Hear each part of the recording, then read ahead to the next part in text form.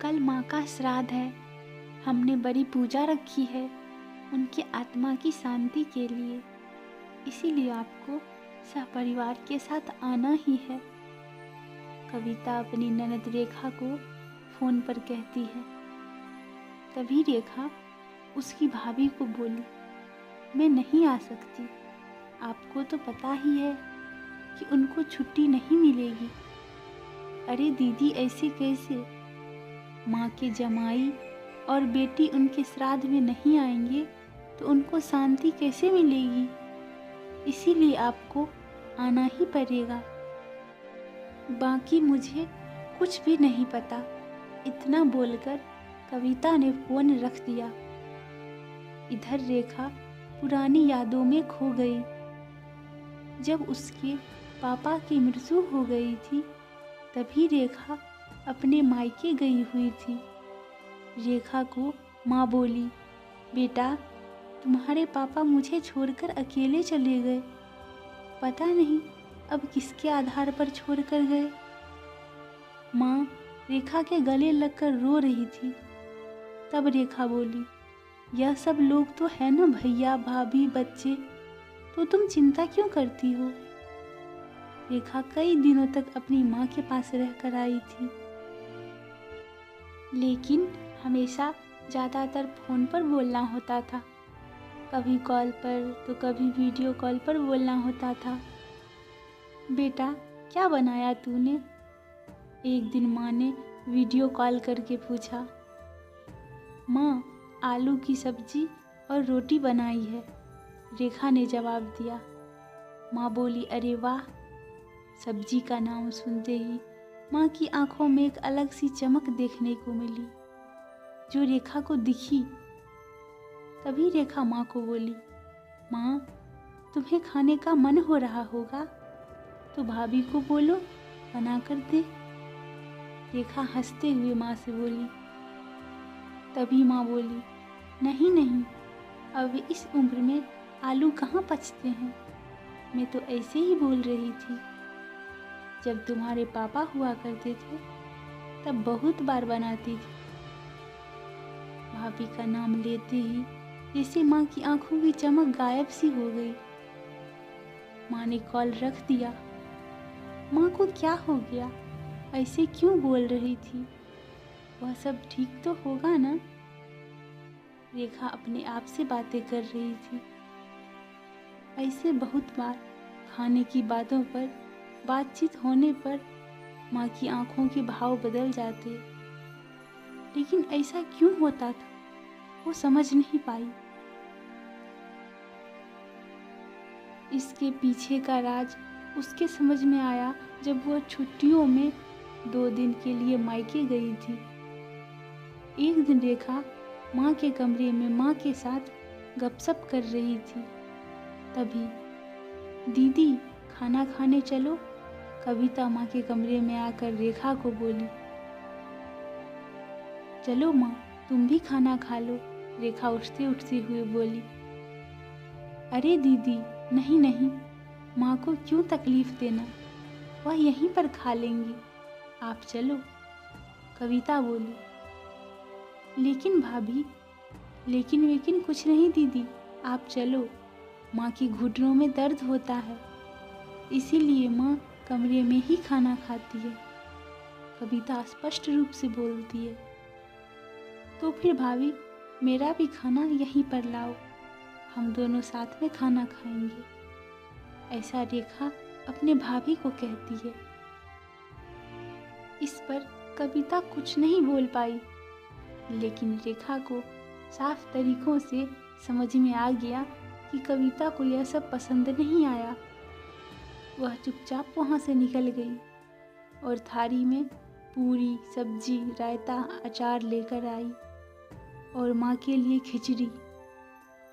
माँ यह क्या है, तुम यह सब नहीं खाने वाली हो क्या?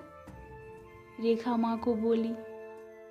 उतने में कविता बोली, अरे दीदी, माँ को यह सब हजम होता ही नहीं, इसीलिए मैं उनको खिचड़ी और दाल ही देती हूँ। इतना बोलकर कविता वहाँ से निकल गई। माँ ने अपनी प्लेट उठाई पर माँ का ध्यान रेखा की प्लेट पर ही था।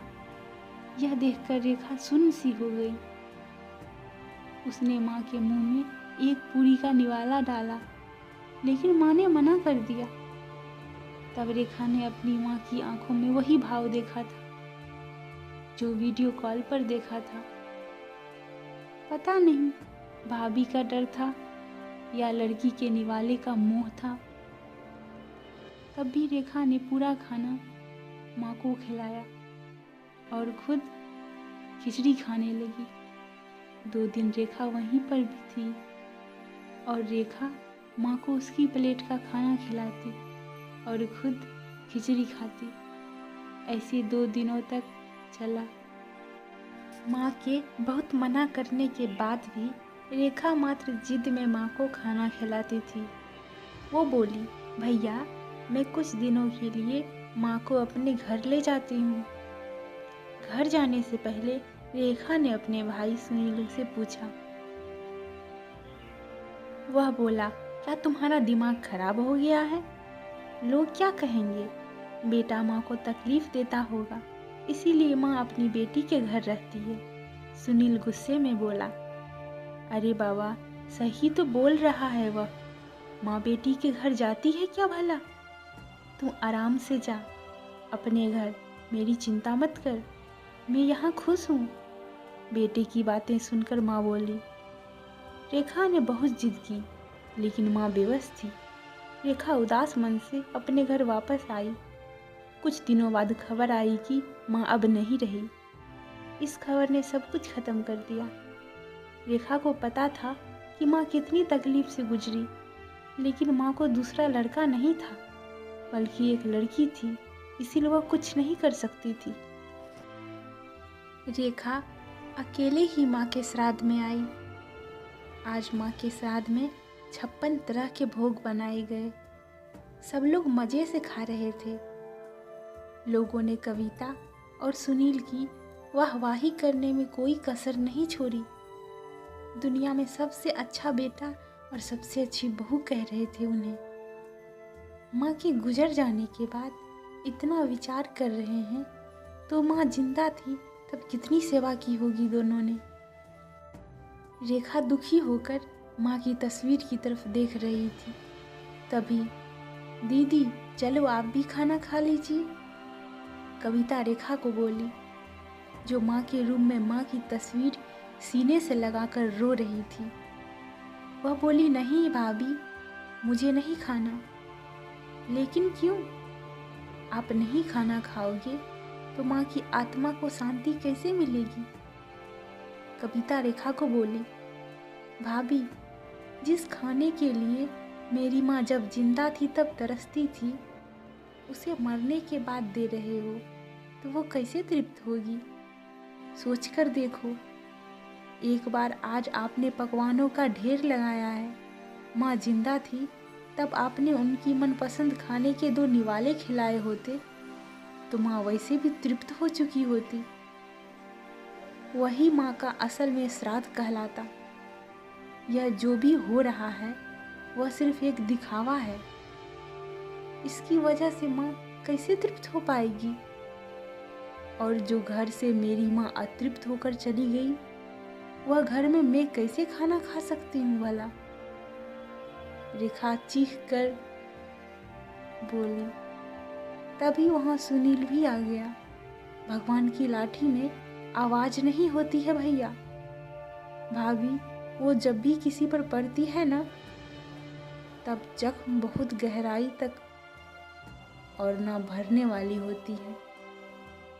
आज भी तो 2 बच्चों के माँ बाप हो आप, लेकिन मैं भगवान से दुआ जरूर करूँगी कि आप जब तक जिंदा हो तब तक आपको अतृप्त ना रखे। माँ ने अपना वनवास भोग कर कहीं नया जन्म ले लिया होगा, लेकिन आपकी जिंदगी बहुत बड़ी है। रेखा यह सब बोलकर माँ की तस्वीर लेकर चली गई। पीछे रूही और सुनील की गर्दन शर्म से झुक गई। दोस्तों, माँ बाप जिंदा हैं तब तक उनकी सेवा करना, उनकी हर इच्छा को पूरी करना, वही उनका असली श्राद्ध होता है। उनकी मृत्यु के बाद कितने भी 56 भोग बनाए, सब व्यर्थ हैं।